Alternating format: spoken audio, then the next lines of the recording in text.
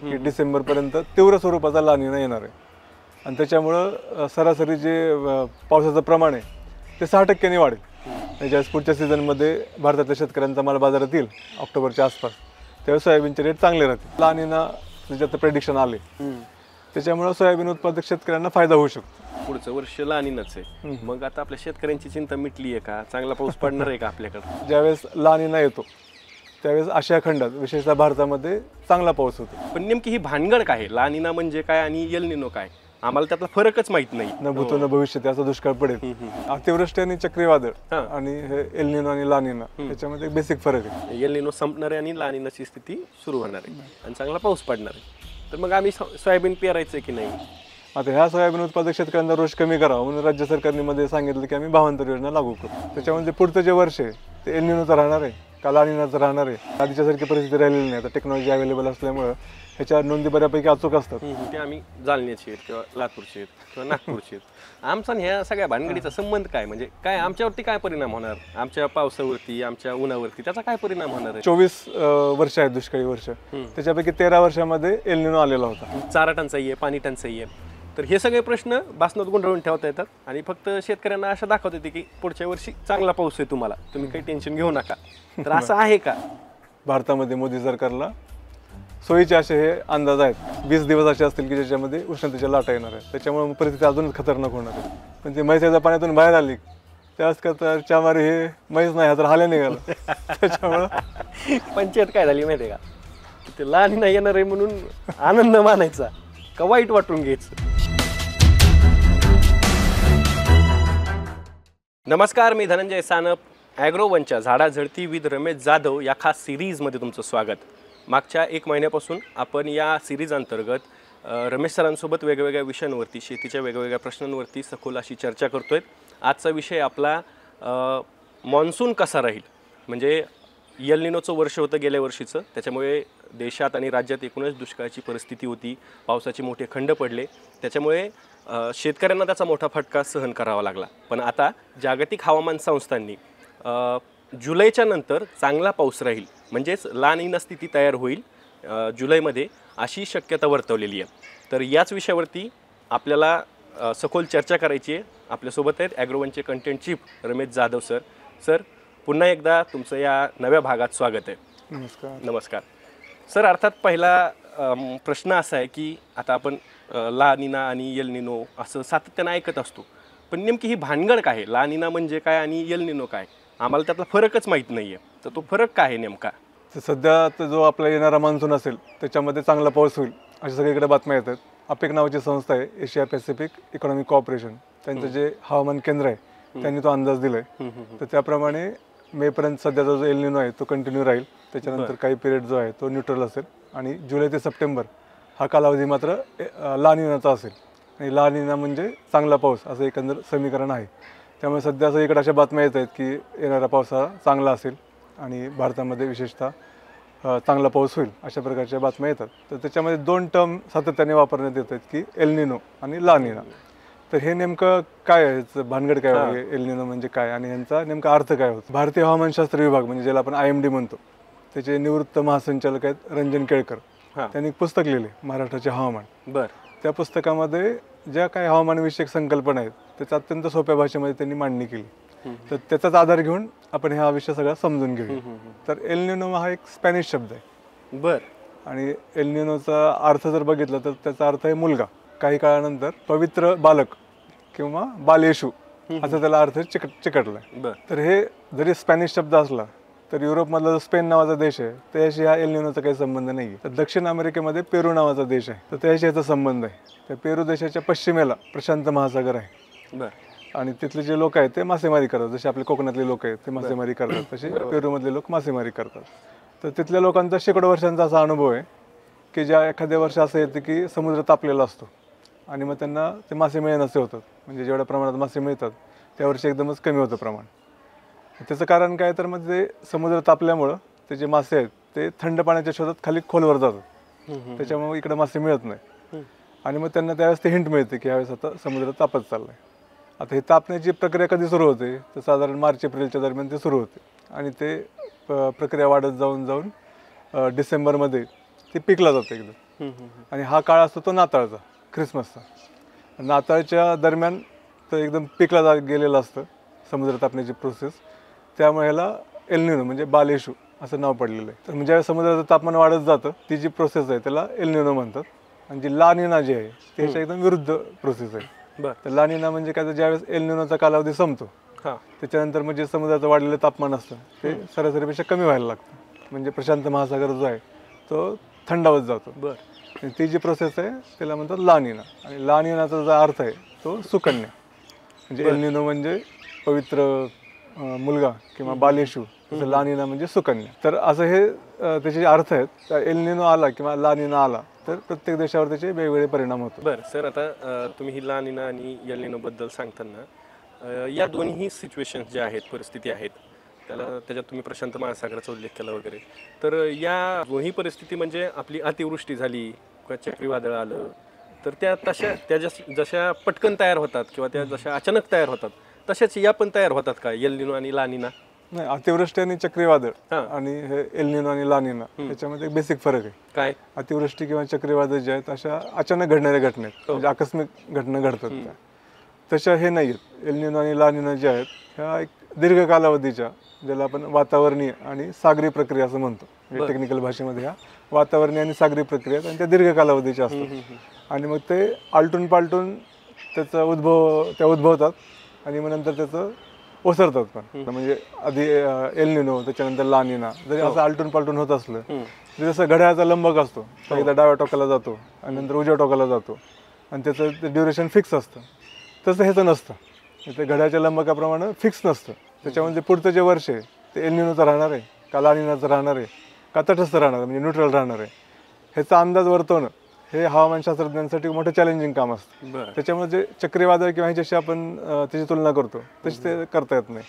पण मग आधीच्या काळात काय व्हायचं, जसं आपण बघितलं की ते प्रशांत महासागराच्या किनाऱ्यावरती लोक मासेमारी वगैरे करायचे, तर ते एक इंडिकेशन होतं की बाबा मासे मिळत नाहीत, त्याच्यावरून त्यांना ते हिंट मिळायची. त्यावेळेस व्यापारी जहाजं असायची, ते व्यापारी जहाज एका ठिकाणाहून दुसऱ्या ठिकाणी जायचे प्रशांत महासागरामध्ये. मग त्याचा उपयोग करून त्या समुद्राचे जे पाण्याचं तापमान आहे त्याच्या नोंदी घेतल्या जायच्या. पण त्याच्यामध्ये एक लिमिटेशन होती, म्हणजे त्या जहाजाचा जो मार्ग आहे तो ठरलेला रूट असायचा ना, त्या रूटवरच्याच नोंदी मिळायच्या, बाकीच्या ठिकाणी मिळायच्या नाहीत. आणि त्या रूटवरच्या ज्या नोंदी आहेत त्याच्या आधारे मग पूर्ण याचा अंदाज ते वर्तवला जायचा. आता मात्र टेक्नॉलॉजी खूप डेव्हलप झालेली आहे. आता एकदम अत्याधुनिक टेक्नॉलॉजी उपलब्ध आहे. आता सॅटेलाईट आहेत, म्हणजे ज्याला आपण हवामान उपग्रह म्हणतो. हवामान उपग्रहाच्या आधारे आपण ह्या तापमानाच्या नोंदी घेऊ शकतो. त्याच्याबरोबर असे काही स्वयंचलित उपकरणं पण आहेत की जे समुद्राच्या पाण्यावर तरंगतात किंवा समुद्राच्या पाण्याच्या प्रवाहाबरोबर वाहत जातात. तर त्यांचा उपयोग करून सुद्धा आपल्याला या नोंदी घेता येऊ शकतात. तर अशा प्रकारचा जो डेटा आहे तो 100हून जास्त वर्षापेक्षा काळ आपण ते गोळा करतो. हा जो डेटा आपल्याला उपलब्ध आहे, तर ह्या डेटाचा अभ्यास करून संशोधन करून शास्त्रीय पद्धतीने मग एल निनो आणि ला निनाबद्दलची प्रेडिक्शन आता केले जातात. म्हणजे ला निना हे कसे डिक्लेअर करायचं, एल निनो कसे डिक्लेअर करायचं, हे आता बऱ्यापैकी अचूक माहिती आता उपलब्ध होते. म्हणजे आधीच्यासारखी परिस्थिती राहिलेली नाही. आता टेक्नॉलॉजी अवेलेबल असल्यामुळं ह्याच्या नोंदी बऱ्यापैकी अचूक असतात.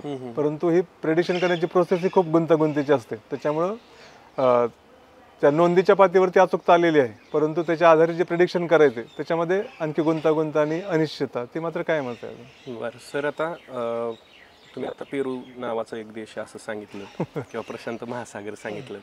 आता हे आम्हाला नाव ऐकून नुसती माहिती कुठेतरी आहेत बाबा, पण मूळ मुद्दा काय आमचा की त्या प्रशांत महासागरात काहीतरी हालचाल होती आणि किंवा पेरू देशात काहीतरी होतं आणि मग त्याच्यावरती आम्ही जालन्याचे आहेत किंवा लातूरचे आहेत किंवा नागपूरचे आहेत. आमचा ह्या सगळ्या भानगडीचा संबंध काय, म्हणजे काय आमच्यावरती काय परिणाम होणार, आमच्या पावसावरती, आमच्या उन्हावरती त्याचा काय परिणाम होणार आहे? आता ज्यावेळेस अशा बातम्या येतात ना, एल निनो येणार आहे किंवा ला निनो येणार आहे, एक तर पहिल्यांदा शेतकऱ्यांना कळतच नाही की ह्या टर्म्स काय आहेत, ह्याचा अर्थ काय वगैरे आता आपण सांगितलं. पण जसं तुम्ही प्रश्न विचारला तसं बऱ्याच शेतकऱ्यांच्या मनात प्रश्न असतो, तो पैरे दोष किती लांब आहे आणि त्याचा आता जालन्यात आणि लातूरमध्ये कुठे विदर्भामध्ये तिथं काय परिणाम होऊ शकतो बाबा. तर असं नाही आहे, म्हणजे हे सगळे एकमेकांशी जोडलेलं असतं. त्याच्यामुळं प्रशांत महासागराचं समुद्रातल्या पाण्याचं तापमान कमी जास्त झालं तर इथं माझ्यावर काय परिणाम होणार आहे असा जो आपल्याला प्रश्न पडतो, तर ते प्रश्न पडणं स्वाभाविक आहे. परंतु जर आपण हे सगळा हवामानशास्त्राचा अभ्यास केला तर ही सगळी एक सिस्टीम म्हणून जर आपण विचार केला तर त्याचा जवळचा संबंध असतो. म्हणजे एल निनो किंवा ला निनावरून आपल्याकडं दुष्काळ पडणार का चांगला पाऊस होणार ह्याचा एक ढोबळ अंदाज आपल्याला बांधता येतो, ते ठोकतारे बांधता येतात. तर भारतातल्या मान्सूनच्या ह्याचा जवळचा संबंध आहे. आणि गंमत म्हणजे प्रशांत महासागरामधल्या पाण्याच्या टेम्परेचरमध्ये काय बदल होतात, कमी जास्त होतात, त्याचा भारतीय मान्सूनवरती काय परिणाम होतो ह्याचा जो काही संबंध आहे त्याचा शोध पण भारतातच लागला. बरं, कधी? म्हणजे 1904 ते 1924 या दरम्यान सर गिल्बर्ट वॉकर नावाचे एक शास्त्रज्ञ होते. ते IMDचे महासंचालक होते, म्हणजे भारतीय हवामानशास्त्र विभागाचे महासंचालक होते. पण त्यावेळेस IMDचं जे हेडक्वार्टर होतं ते सिमल्याला होतं. बरं. नंतर ते सिमल्यावरून पुण्यात शिफ्ट झालं.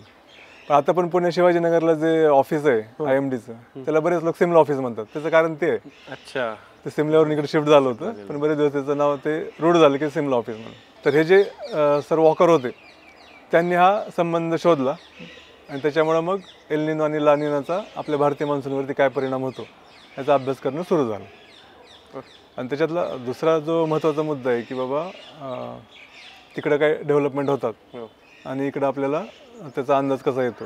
तर त्याच्यातलं एक चॅलेंजिंग गोष्ट कुठली आहे की हे अंदाज कधी येतात तर मार्च महिन्यामध्ये येतात आणि टेम्परेचर कधी कमी जास्त होतं ते डिसेंबर महिन्यामध्ये होतं. त्याच्यामुळे इतक्या लवकर त्याचा अंदाज लावणं हे तसं चॅलेंजिंग का. तर हे प्रशांत महासागरातल्या पाण्याच्या टेम्परेचरमध्ये काय फरक होतात, त्याचा भारतीय मान्सूनवरती काय परिणाम होतो ह्याचा जो अभ्यास केला त्यातनं 2 ढोबळ निष्कर्ष निघाले.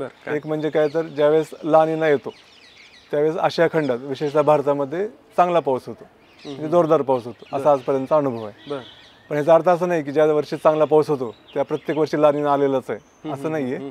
पण ज्या वर्षी ला निना आला त्या वर्षी मात्र चांगला पाऊस हमखास झाला हा आजवरचा अनुभव आहे. म्हणजे ला निनामुळं चांगला पाऊस होतो हा एक ढोबळ निष्कर्ष निघाला. आणि दुसरा त्याच्या विरुद्धचा निष्कर्ष म्हणजे एल निनो आला की दुष्काळ पडतो. याचा अर्थ असा नाही आहे की प्रत्येक एल निनोच्या वर्षी दुष्काळ पडला. भारतामध्ये जे मोठे दुष्काळ पडले असे 24 वर्ष आहेत दुष्काळी वर्ष, त्याच्यापैकी 13 वर्षामध्ये एल निनो आलेला होता.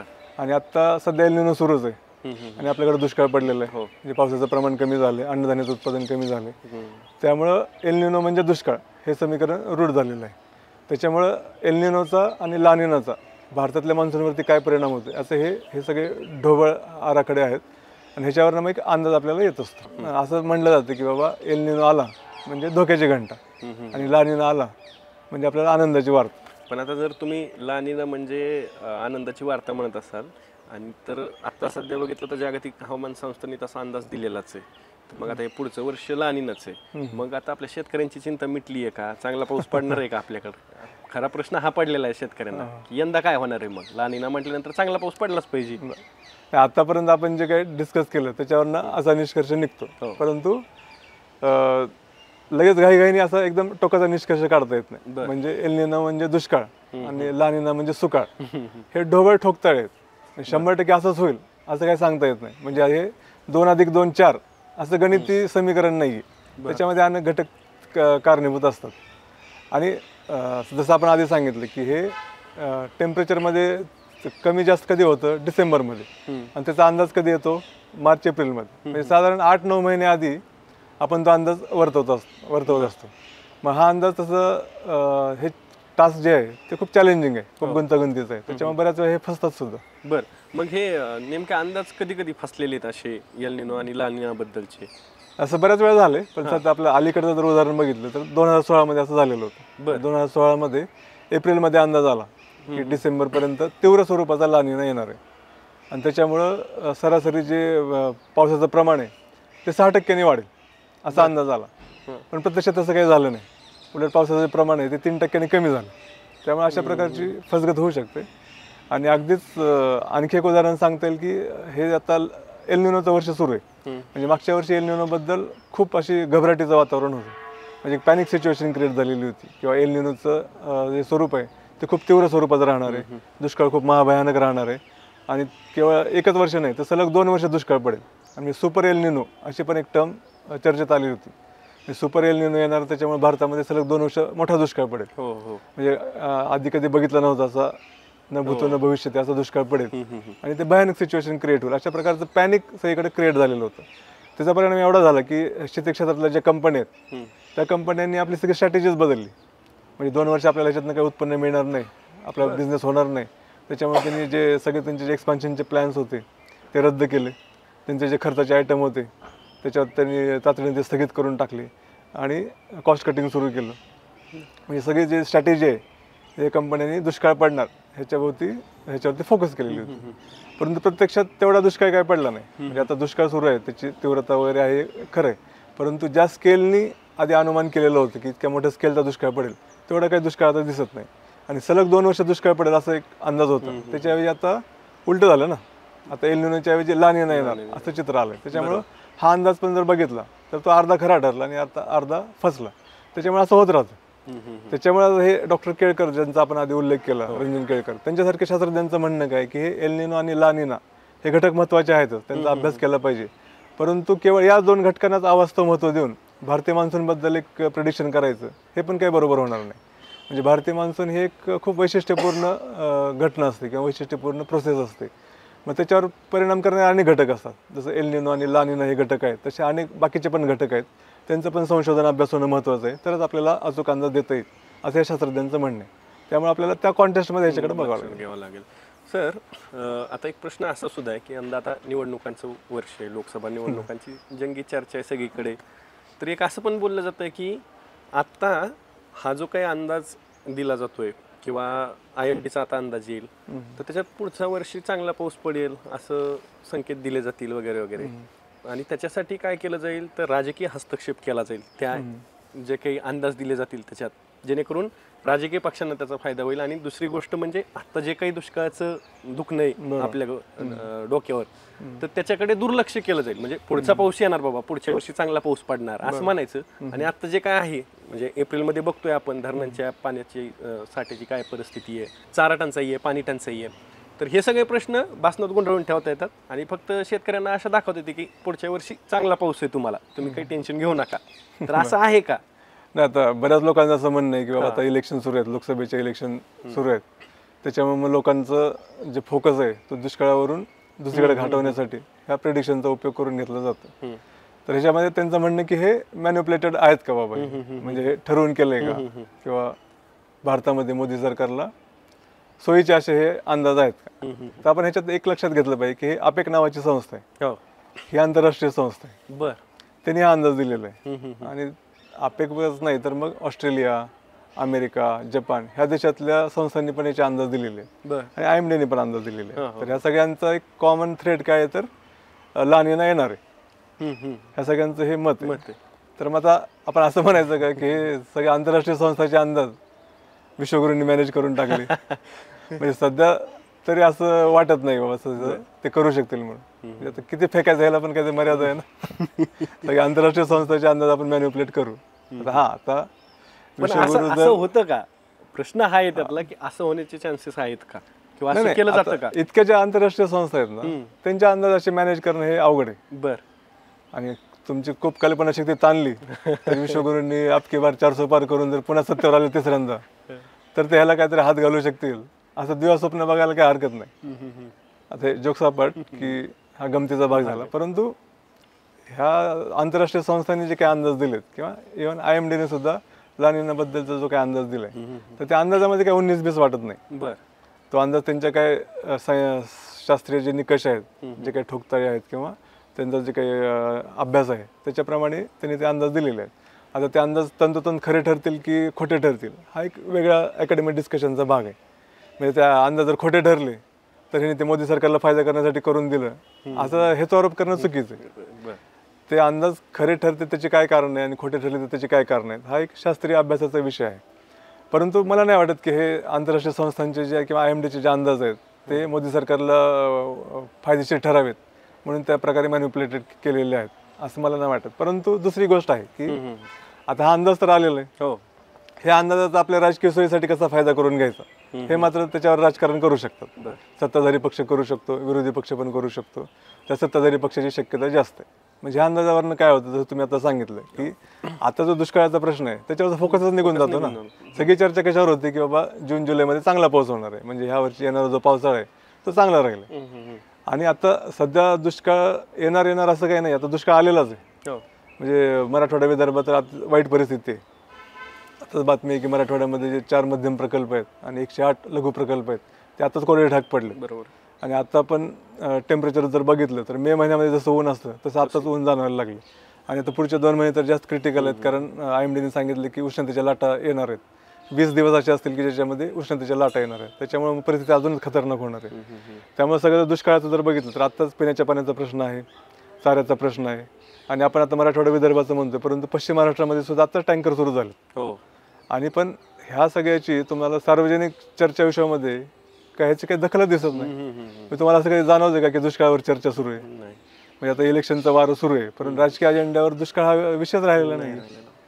आणि महाराष्ट्रापुरता जर विचार केला तर सगळे जर TV किंवा पेपर आपण वाचले, TV बघितला तर असं वाटतं की आता लोकांचे सगळे प्रश्न सुटले, सगळे आवाज आहे. आता फक्त एकच प्रश्न उरला, त्या महाविकास आघाडी आणि महायुतीतलं सत्ता वाटप काय होतं, त्याचं काय मार्गी लागतं, हा एकच प्रश्न आता उरलाय.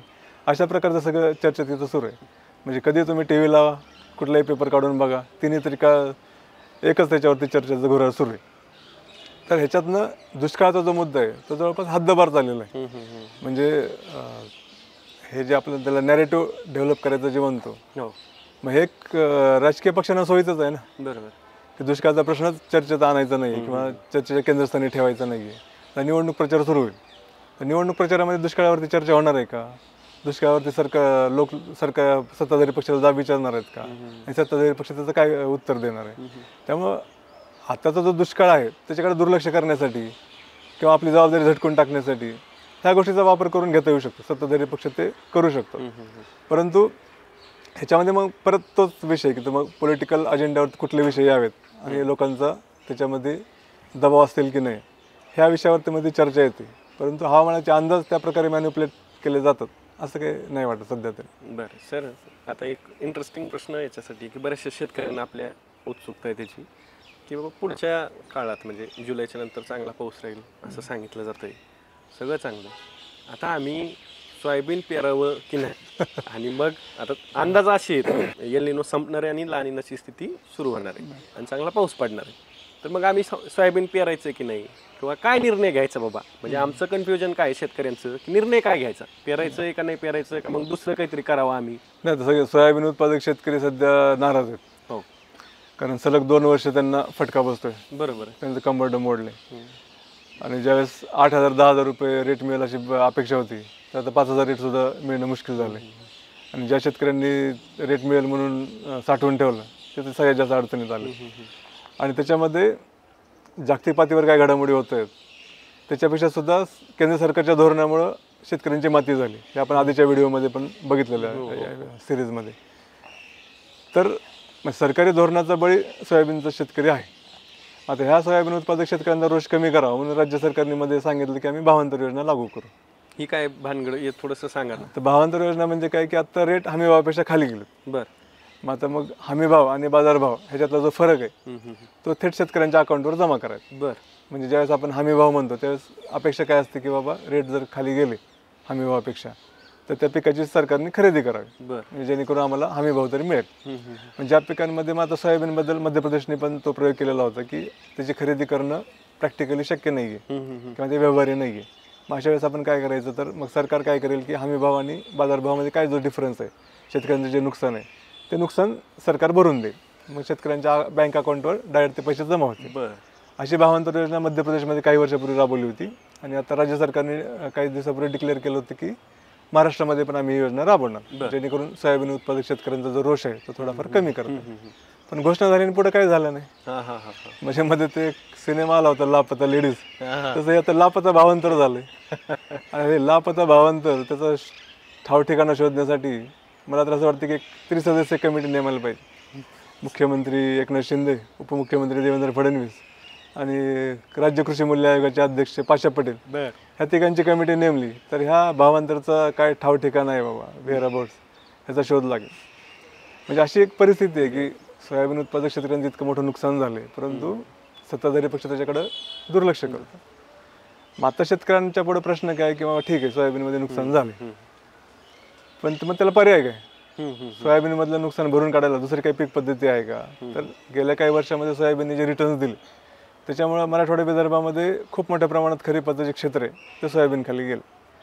आणि तिथं मग दुसऱ्या पीक पद्धतीच आता उपलब्ध नाही आहे की जो सोयाबीनसारखा इथं पर्याय म्हणून रिटर्न मिळवून देऊ शकेल.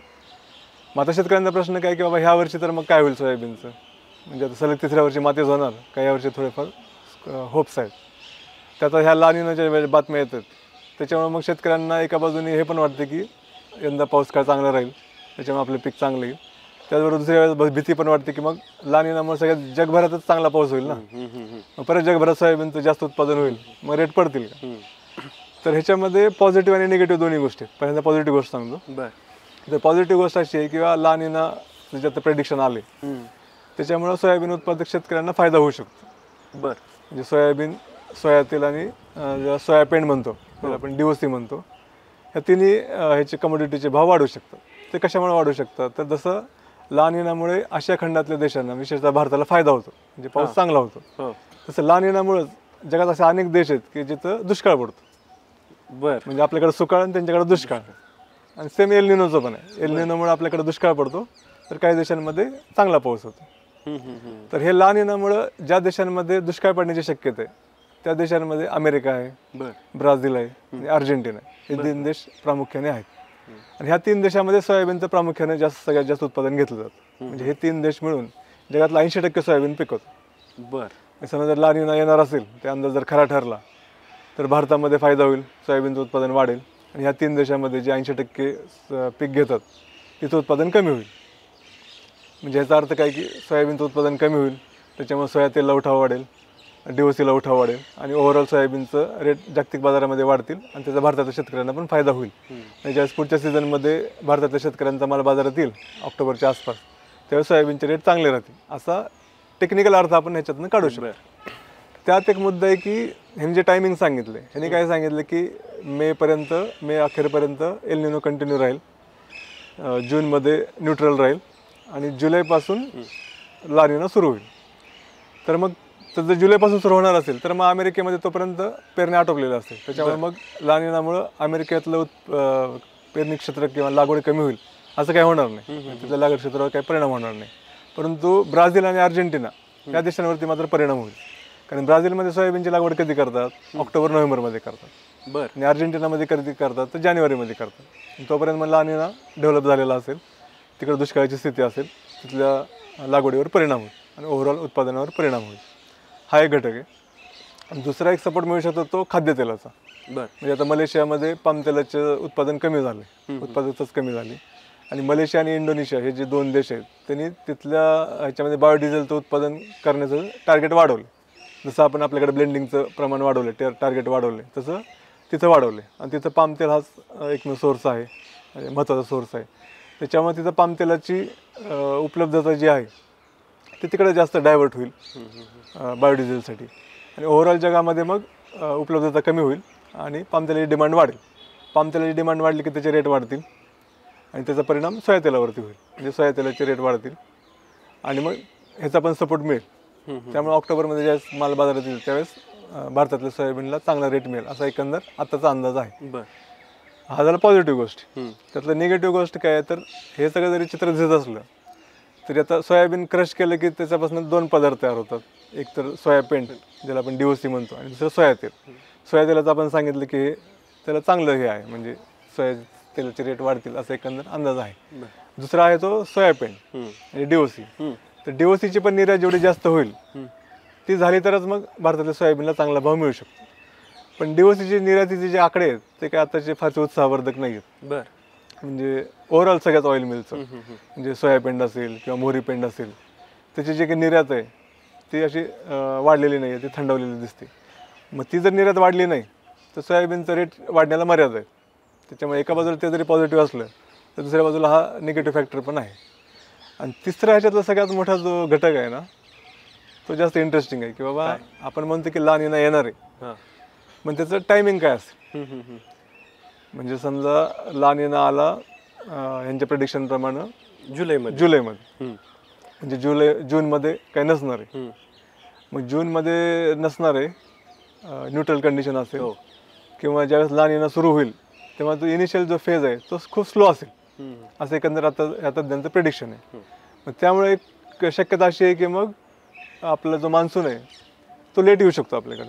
म्हणजे मान्सून उशिरा येऊ शकतो. किंवा जूनमध्ये पावसाचं प्रमाण कमी राहू शकतं. ते जर समजा तसं झालं तर मग सोयाबीनच्या पेरण्यांवरती परिणाम होऊ शकतो. 15 जून नंतर पेरण्या केल्या तर उत्पादनावर परिणाम होणार. आणि समजा नंतर मग ह्यांचं असं प्रेडिक्शन आहे की ला निना जो आहे तो सेकंड फेजमध्ये जास्त ॲक्टिव्ह होईल. सेकंड फेज म्हणजे काय होईल, समजा तो एकदम सप्टेंबर ऑक्टोबरमध्ये मुसळधार पाऊस सुरू झाला आणि नेमकं आपलं पीक काढणीला आलेलं असेल त्यावेळेस जर पाऊस आला तर ते नुकसान आहे. त्यामुळे ला निना आला की पाऊस चांगला पडेल असं ज्यावेळेस आपण म्हणतो त्यावेळेस त्याचं पावसाचं डिस्ट्रीब्युशन काय, वितरण काय, हा घटक सगळ्यात जास्त महत्त्वाचा असतो. बर. कारण समजा असं आपण मान्य करू की ला निना ह्या वर्षी येणार आहे, ह्यांचे अंदाज खरे ठरणार आहेत, त्यामुळे भारतामध्ये सरासरीचे 105% पाऊस होणार आहे असं आपण गृहीत धरू. आणि 105% पाऊस झाला पण समजा जून ते सप्टेंबरची सरासरी काढली आणि 105% पाऊस झाला. पण त्याचं जर डिस्ट्रीब्युशन समजा असं राहिलं की जूनमध्ये मान्सून उशिरा आला किंवा जूनमध्ये पाऊसच पडला नाही, जुलैमध्ये चांगला पाऊस झाला, ऑगस्ट कोरडा पडला आणि परत सप्टेंबरमध्ये मुसळधार पाऊस झाला, सप्टेंबर ऑक्टोबर मुसळधार पाऊस झाला. कारण ज्या वेळेस ला निना येतो त्यावेळेस मग मान्सूनचा परतीचा जो प्रवास आहे त्याच्यावरती परिणाम होतो. म्हणजे काय होईल, तुमची पेरणी उशिरा होईल सोयाबीनची आणि जे काही पीक काढणीला आलेलं असेल त्यावेळेस जर मुसळधार पाऊस झाला तर म्हणजे शेतकऱ्यांना फायद्याचं आहे का तोट्याचं आहे. त्याच्यामुळे शेतकऱ्यांसाठी सरासरी पाऊस किती पडला हे जास्त महत्त्वाचं नाही आहे, तर त्या पावसाचं डिस्ट्रीब्युशन काय राहिलं, वितरण काय राहिलं, म्हणजे कुठल्या महिन्यामध्ये किती पाऊस पडला हे जे प्रमाण आहे ते शेतकऱ्याच्या मालाचं भवितव्य ठरवू शकतं. त्याच्यामुळं असं म्हणणं एकदम घाईचं ठरेल की ला निना आल्यामुळं इथं चांगला पाऊस पडेल आणि तिकडं अमेरिका ब्राझीलमध्ये नुकसान होईल आणि इथं सोयाबीनला चांगला भाव मिळेल असं पण अंदाज आत्ता लगेच वर्तवणं घाईचं ठरेल. आता सर हे सगळं विश्लेषण ऐकल्यानंतर म्हणजे खूप मोठं काय काय काय काय बघितलं, पण आमच्या हातात काही लागायना म्हणजे शेतकऱ्यांचे की आम्ही नेमकं काय करायचं. आता काय झालं तर तुम्ही ब्राझील, अर्जेंटिना, अमेरिकेचा उल्लेख केला. जागतिक बाजारपेठेत काय सिच्युएशन येऊ शकते सोयाबीन पिकाच्या बाबत, उत्पादनाच्या बाबत, सोया तेलाचं काय, त्याच्यावर सगळ्यावर बोललात तुम्ही. पण मुद्दा काय आहे आमचा की आमच्याकडं आता 2 वर्ष आमची मातीच केलेली केंद्र सरकारनं शेतकऱ्यांची. तर आम्ही काही सोयाबीन ठेवलं होतं बाबा, आपलं काहीतरी ठेवू मागे, तर ते पडू नये आमच्या घरात अजूनही. म्हणजे आडीनडीला आम्ही विकू, चांगला भाव मिळेल, आमची अशी भाबडी अपेक्षा होती. पण ते काही झालेलं दिसत नाही. आणि तुम्ही जे सांगतायत त्याच्यातनं आमचा संभ्रम अजूनच वाढत चाललाय की आम्ही ते ठेवायचंय काय विकून टाकायचंय. तर ते एकदा सांगा काय करावं आम्ही. तर आता जे सोयाबीन शेतकऱ्यांनी ठेवले तर आता काय सोयाबीनमध्ये मोठी तेजी येण्याची अपेक्षा नाही. म्हणजे या शेतकऱ्यांना असं वाटत होतं की 6,000 रुपये भाव जाईल, तर ते काय आता होणार नाही. म्हणजे आता 5,500 पण जाईल की नाही याची शंका आहे. तर आता काय परिस्थिती आहे की पाम तेलाचे रेट वाढलेत, म्हणजे पाम तेलाची मागणी वाढली, त्याचा थोडाफार फायदा होतो आहे. परंतु जे आता मी सांगितलं की DOC, तर DOCची जी निर्यात आहे ती कमी झाली. म्हणजे आता इराणकडून आपले स्टेबल मागणी आहे, इराणकडनं आपल्याकडं चांगला पुरवठा होतो, त्यांची चांगली मागणी आहे आणि इराणबरोबरच्या व्यवहारात आपल्याला फायदा पण होतो. त्याच्यामुळे तो एक फॅक्टर पॉझिटिव्ह आहे. परंतु ओव्हरऑल जर आपण निर्यात बघितली तर ती कमी झाली. मग सोयाबीनची निर्यात कमी झाली त्याचा थेट परिणाम सोयाबीनच्या रेटवरती होतो. आणि दुसऱ्या ह्याच्यामध्ये काय झालं की डोमेस्टिक जी डिमांड आहे सोयाबीनची ती पण कमी झाली. सोयाबीन सगळ्यात जास्त कुठं जातं तर पोल्ट्रीसाठी जातं.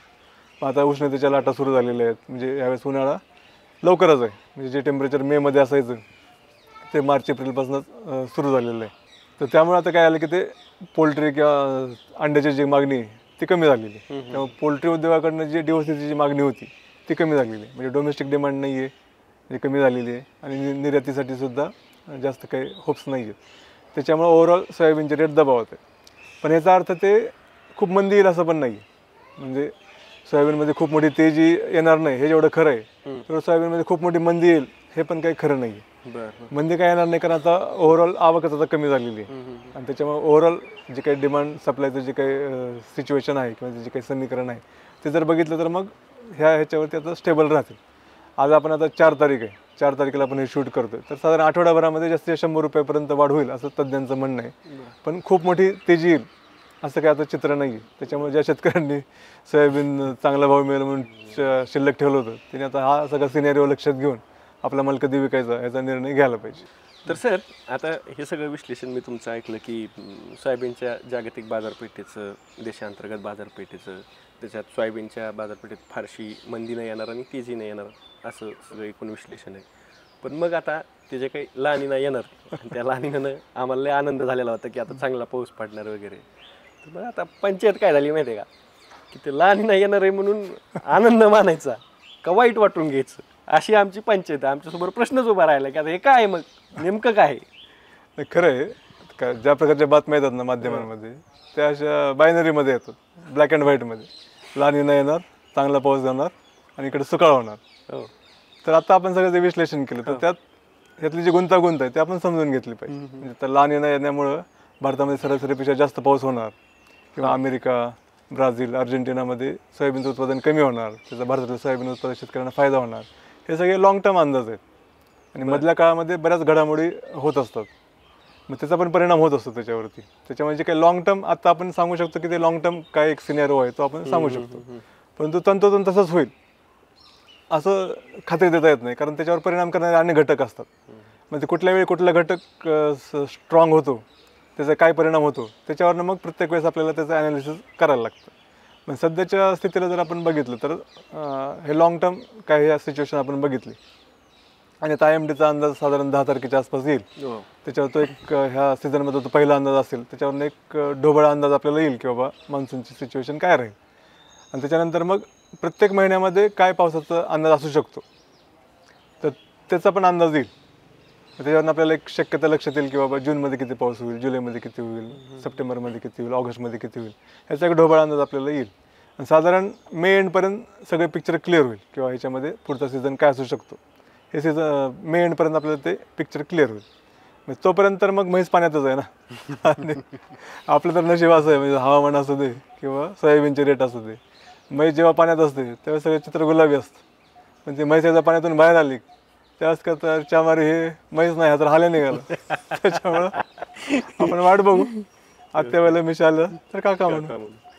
तर सर तुम्ही अत्यंत सोप्या पद्धतीनं परत एकदा सोयाबीनचं एकूण काय राहील, हवामानाचं काय स्थिती राहील, मान्सूनचा अंदाज नेमका काय, जागतिक संस्थांनी त्याच्याबद्दल काय सांगितलं आहे, त्याच्यावरती अत्यंत सोप्या पद्धतीने पुन्हा एकदा आम्हाला नेहमीप्रमाणे सगळी माहिती सांगितली, विश्लेषण केलं. त्यासाठी तुमचे खूप खूप आभार, धन्यवाद.